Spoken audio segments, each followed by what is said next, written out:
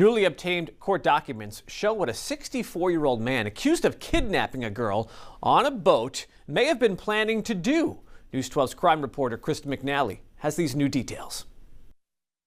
Accused teen kidnapper Francis Buckheit allegedly planned to take the 14-year-old on his boat to the Carolinas. Court documents revealed. Having a missing loved one is the worst feeling in the world. In an exclusive interview earlier this month about this missing 14-year-old, Gabby Petito's parents were already warning that missing children can be anywhere. She could be somewhere else in the country, so that's why it's important to share her face all over this country. According to the Federal Bureau of Investigation, there are over 350,000 reported missing children in the United States every year. It happens so often. The 14-year-old victim was found on Buckheit's 56-foot boat and subjected to continuous abuse, according to prosecutors. These court documents are very eye-opening. In it, the prosecutors claim that the victim was being held in a place where she was not likely to be found for weeks.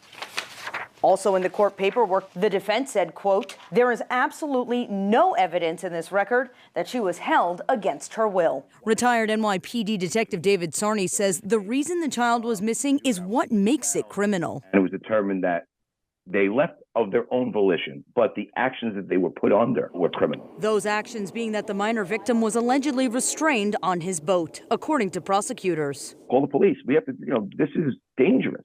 Some kids can't take care of themselves. Buckheit pleaded not guilty to the charges he is facing. Krista McNally, News 12 Long Island. All right, let's turn to Sussex County, where an area in the woods becomes a crime scene after a police-involved shooting. News 12 New Jersey's Lauren Dew is at the Byram Police Department with what we know. Lauren.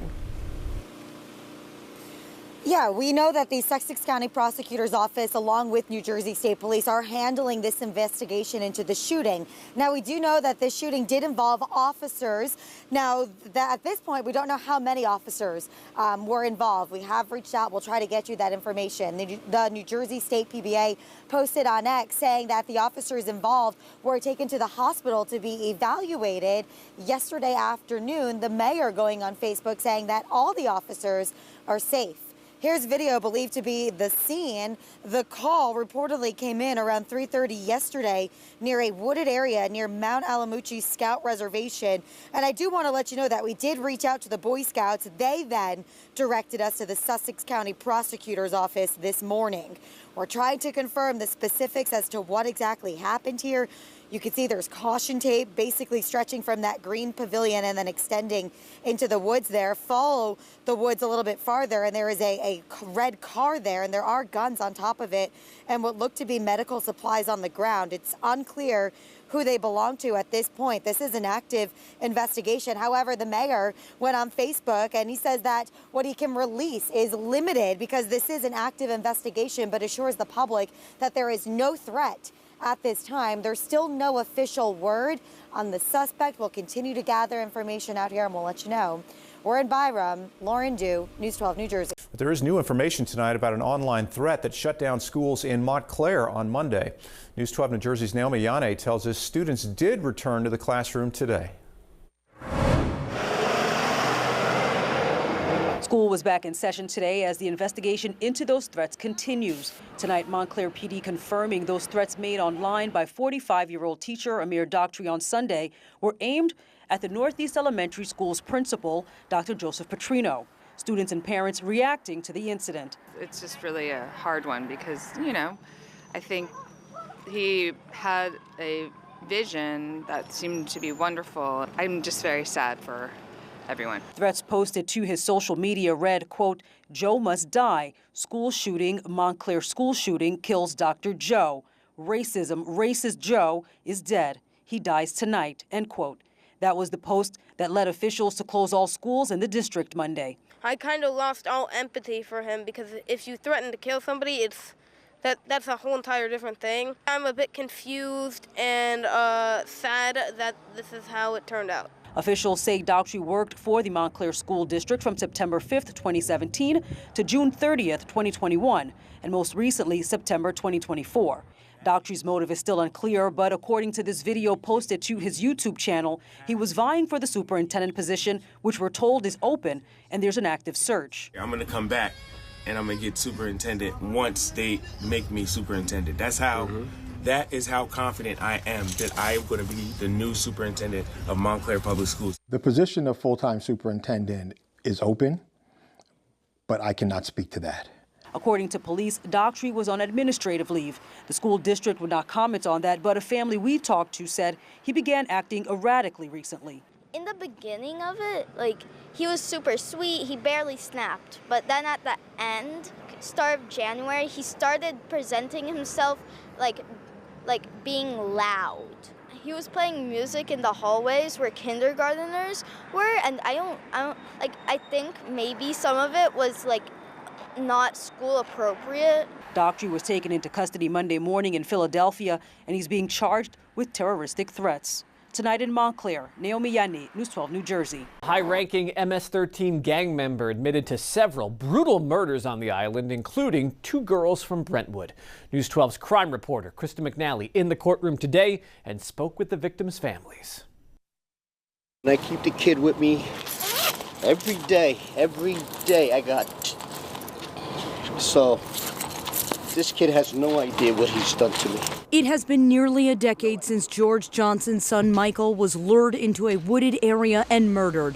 But the pain of the 29-year-old's death hasn't lessened with time. When I got to look at all my other kids that are there, when they're there, that's when I feel it. Today, high-ranking MS-13 gang member Jairo Sáenz pled guilty to his role in Johnson's murder and 6 others. You're never going to have that closure, ever. Prosecutors say Sáenz granted permission for fellow MS-13 gang members to chase down and attack 15-year-old Nisa Mickens and 16-year-old Kayla Cuevas in September of 2016, after the teens got into a dispute with MS-13 members at school.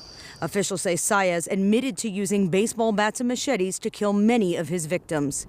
In court, he said, quote, "I did these things and I knew they were wrong." Sáenz is now facing 40 to 60 years in prison, but victims' family members say that isn't enough. Got some justice, but not what I wanted. According to court filings, Sáenz was second in command to his brother for the MS-13 Brentwood Central Islip chapter. His brother pled guilty to similar charges and will be sentenced later this month. And for the families of the victims, the years following their children's murders have been agonizing. It's 8 years now. How much more time do we have to go through this? In Central Islip, Krista McNally, News 12 Long Island. And Jairo Sáenz will be sentenced on June 13th. He pleaded guilty to racketeering and other federal charges. Surprise announcement about Amtrak's possible arrival on Long Island. Suffolk County executive says it's going to happen. Now, News 12's Logan Crawford is in Ronkonkoma tonight. And Logan, you've been speaking with the Amtrak, of course, about this plan. That's right, Antoinette. The Suffolk County executive says sooner or later you'll be able to board an Amtrak train here in Ronkonkoma. We talked to Amtrak and they say that's still years away, but they're working on it. Amtrak is coming to Ronkonkoma, so you'll be able to get on an Amtrak train at Ronkonkoma. Suffolk County Executive Ed Romaine making a surprise announcement this morning at a meeting of business and political leaders. No official details were released and Romaine's office declined to comment afterwards. In December 2023, Amtrak announced the Federal Railroad Administration would fund a study on expanding Amtrak service to Ronkonkoma.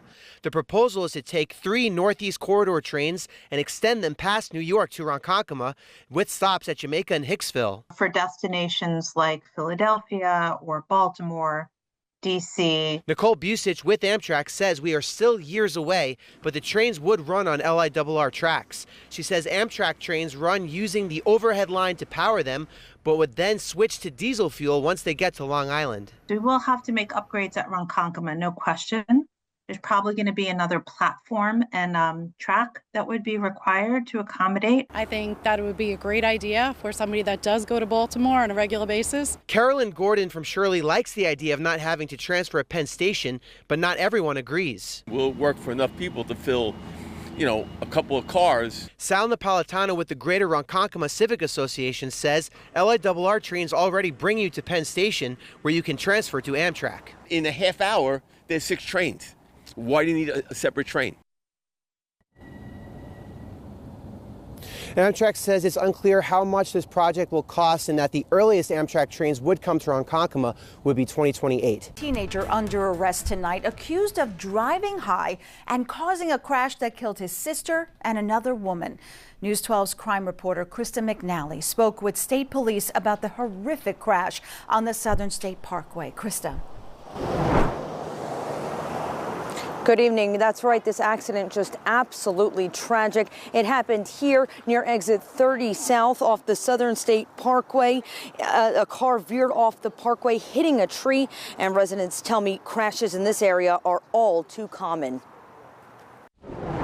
We believe that the driver and one of the deceased rear seat passengers were brother and sister. State police say Jaden D'Souza was driving under the influence of drugs and at a high rate of speed when he apparently lost control of his car and crashed into a tree. Upon the trooper's arrival, they found the vehicle pinned up against a tree. From the damage, it was obvious that the vehicle was traveling at an excessive speed.